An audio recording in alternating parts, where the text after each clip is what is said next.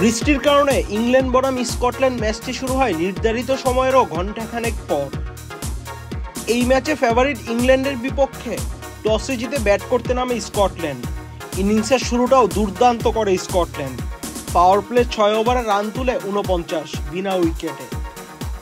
6 over 2 বল পর আবারও আসে বৃষ্টি। বৃষ্টির কারণে দুই দলের ক্রিকেটারদেরকে ফিরতে হয় ড্রেসিং রুমে। এবার বৃষ্টির কারণে খেলা বন্ধ থাকে প্রায় 2 ঘন্টারও বেশি।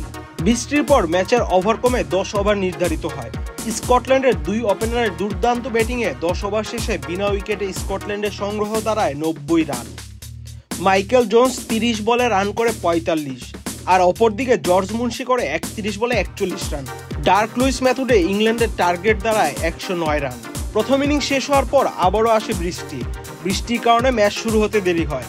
এক পর্যায়ে বৃষ্টি না থামার কারণে ম্যাচটি পরিত্যক্ত ঘোষণা করা হয়। ফলে দুই দল নিজেদের মধ্যে পয়েন্ট ভাগাভাগি করে নেয়। আহমেদ শাফি, চ্যানেল আই। আলোর পথে নতুন দিশা।